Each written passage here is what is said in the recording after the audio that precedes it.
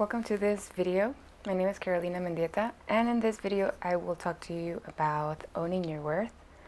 And this is a topic that I'm really passionate about because in the past I've been struggling with owning my worth and like owning my power and like really valuing my work and valuing myself and loving myself basically.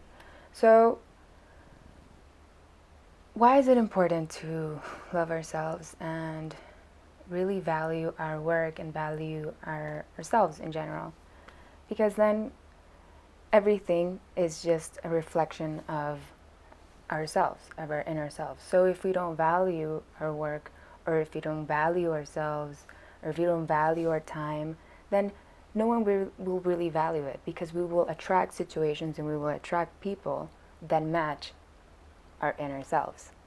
So if we don't value our time, we don't respect our time, we don't respect our work, then we will attract people that won't respect us as well.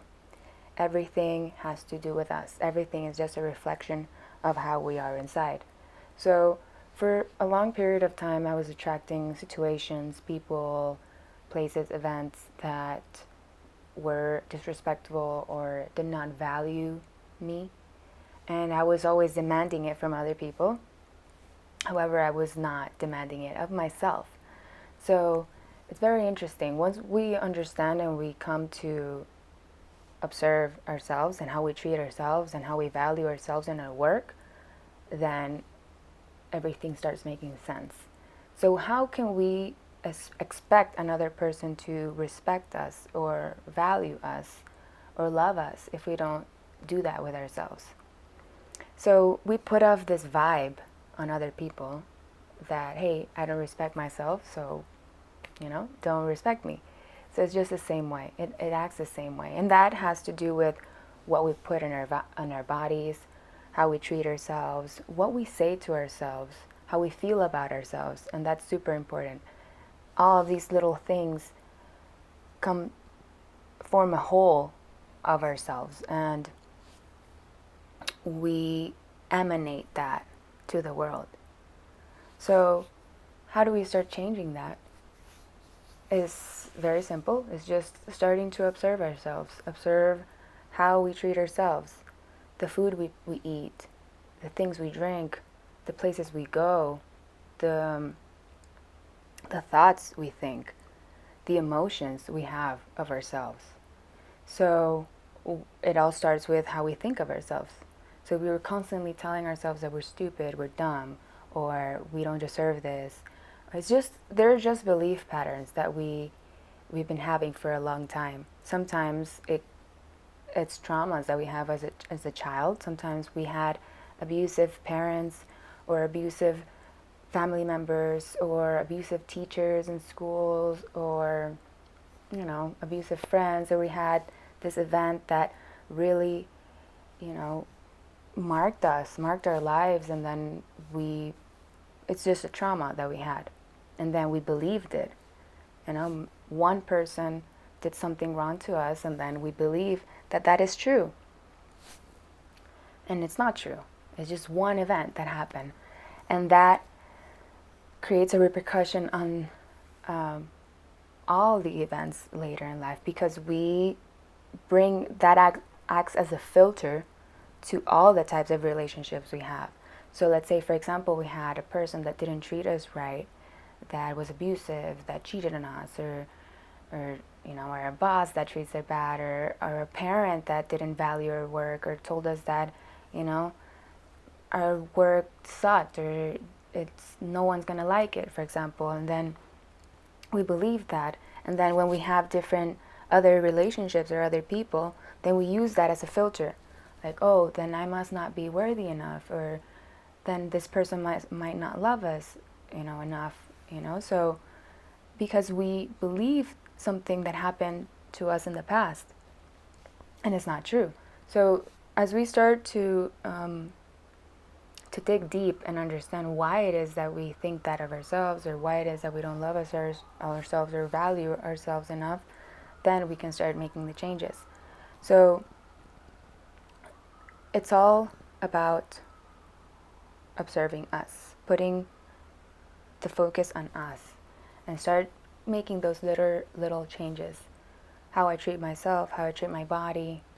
Am I really aware of what I'm eating, what I'm putting in my body, the nutrients my body needs, or the exercise that my body needs to feel better? Because that affects our mind as well. It affects the chemistry of our minds. What we put in our bodies affects the chemistry of our mind, and at the same time that affects the hormones that are released in our system, and also that could potentially affect how you feel as well.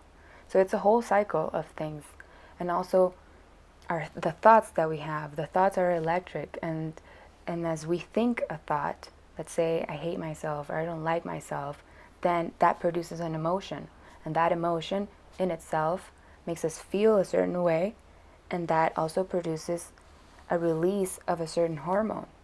For example, if we're stressed, that releases a stress hormone. Or if we're, anxious or feeling bad or sad, that releases certain hormones in our brain, and that creates a whole cycle of feeling bad, and feeling bad physiologically, and feeling bad emotionally and mentally, and it's just a loop, a constant loop that we keep creating from ourselves, and then it just takes us to a hole.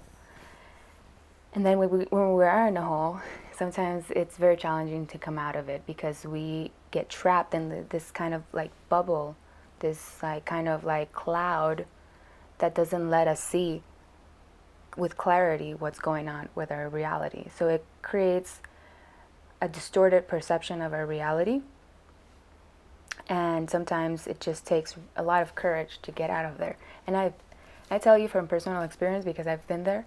I've been in that situation where I'm in this cloud of emotions and thoughts, where I feel super disempowered, where I feel very, very negative about myself, and where I'm just not there.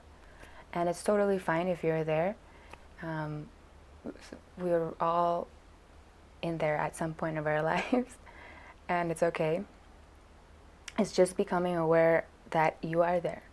And when you are there and you become aware that you're there, then you can start making the small changes. And we start making the small changes by doing little things with ourselves. It's not doing drastical changes, because when we put that pressure on us of like doing big goals and trying to make big changes with ourselves, most of the time we're used to certain habits, like thinking habits or acting habits, that they're so ingrained in our psyche, in our subconscious mind, that it's just hard for us to just make that huge leap.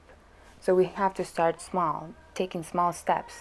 Like, for example, like I was saying, eating better and observing what you're putting in your body. Maybe you're lacking energy, or your body's trying to tell you something that your body needs. So coming to an awareness of that, and that small step can be just going to the nutritionist, or hiring a health coach, or start reading a book about nutrition and what you can start eating and putting into your body that will start just making that small step of like feeling better, or exercising, doing yoga, doing things that open your awareness, that awareness of yourself and how you're feeling, of your body and your emotions and your thoughts, or just exercising, going for a run, just focusing on yourself, doing those little steps of really self-care, loving yourself, taking some time to, do yourself a facial and clean yourself up and look at yourself in the mirror and like what you're looking at. Sometimes it just takes those little things, and then proceed to the bigger things, like observing my emotions. Why do I feel this way about myself? Why am I feeling this way about the situation? Why have I felt this way for so long? Sometimes there's people that are trapped in this emotional state for so long. Maybe you're trapped in something that happened in the past, like a trauma or something, and then you can't you can't move forward with that because you're constantly thinking about that. So trying to find steps to heal that pain, to heal that past grief, that what you're grieving, or taking steps to change that belief system about yourself. And it, like I said, it takes little steps, becoming aware of what you are doing to yourself. And then as you start putting that shift on yourself and really owning your power, respecting yourself, respecting your time, then you will start seeing in your outer self. You will start seeing in your outer world that people will start respecting you more, will start valuing more, will start loving you more, because you love yourself, you respect yourself, you value your work as well. And like I said, it can take time. Sometimes it takes people less time than other people. It's taken me a while, that's for sure. And there's some aspects of myself that I keep working on every single day. And this is something that you do every single day. It's not something that you do in a month or 2 months or 3 months or do it every other week or whatever. Because if you really want changes, you really want to start creating a habit. We're creatures of habit. So if you start creating the habit of taking care of yourself, thinking better thoughts, feeling better emotions, it becomes a habit, and then it won't be that stressful anymore. It would just come easy for you because it's just natural to you.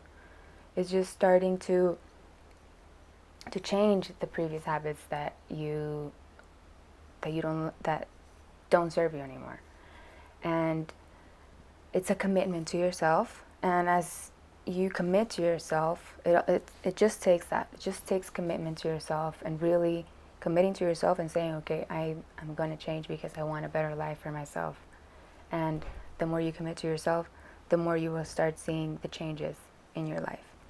So don't worry if it takes you months, or if it takes you years or whatever. It for sure has taken me years, but as long as you're willing to do it, you will start seeing the changes, and I'm sure that you will like what you're seeing. So thank you very much for watching, and if you have any questions, just send me a message, and I will be super happy to help you in any way that I can. So I will see you later.